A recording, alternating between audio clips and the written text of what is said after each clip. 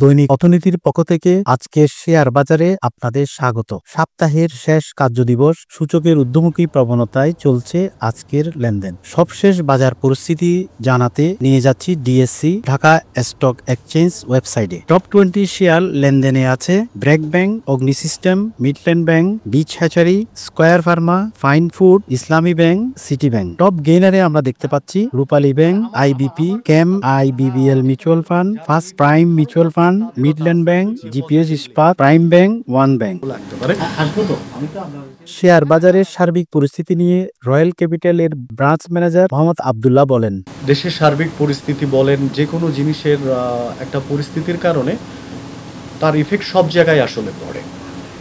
সেটা আমিও মনে করছি যে আমি মনে করি না, আমি বিশ্বাস করি তারও ইফেক্টটা আমাদের বাজারে আসলে পড়ছে। কিন্তু লাস্ট কিছুদিন ধরে আমরা খেয়াল করতেছি যে সেই অস্থিরতাটা অনেক অংশে কমে গেছে এবং এই অস্থিরতাটা ডে বাই ডে আরও কমবে এই আশায় আমরা আসলে বুক বেঁধে রাখছি এবং আমরা হোপফুলি বাজার এখান থেকে একটা ভালো আউটপুট আসবে।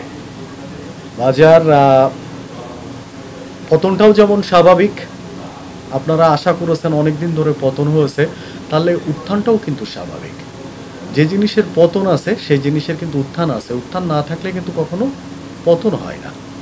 এবং ইনভেস্টরদের ভিতরেও আমরা যেটা খেয়াল করতেছি যে তারা অনেকটা তাদের মন ভেঙে গেছিলো লাস্ট কিছুদিন বাজারের সিচুয়েশানে।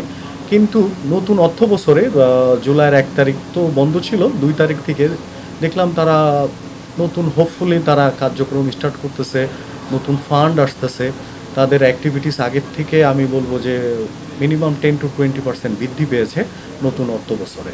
এরকম যদি ফ্লোটা থাকে তাহলে শেয়ার বাজার চাঙ্গা বলতে যেটাকে আপনারা বোঝেন যে হাউসে লোকারণ্য থাকবে, প্রচুর ক্রাউডই হবে, সেটা হতে খুব বেশি টাইম মনে হয় না লাগে। অন্যদিকে সাধারণ বিনিয়োগকারীরা শেয়ার বাজারের টানা দরপতনের জন্য নিয়ন্ত্রণ সংস্থা Bangladesh security and exchange commission এর শীর্ষ কর্মকর্তাদের দায়ী করলেন।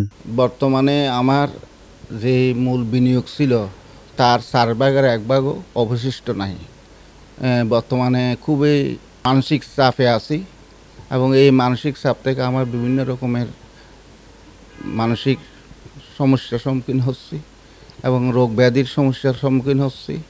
তো আমি তো আগেই বলছি, শেয়ার বাজারে যারা স্টক এক্সচেঞ্জ কমিশন আছে তাদের কাছে আমাদের অনুরোধ, সাধারণ বিনিয়োগকারীদের কথা চিন্তা করে তারা যেন যে সিদ্ধান্তগুলো নেয় সেগুলো যেন সুদূর প্রসারী হয় এবং শেয়ার বাজারের জন্য ভবিষ্যৎ ভালো হয়। শেয়ার বাজার ভবিষ্যৎ ভালো হতে গেলে শেয়ার বাজারে কিছু নীতি সহায়তার প্রয়োজন এবং নীতি নির্ধারক মহলের সুনির্দিষ্ট আপনার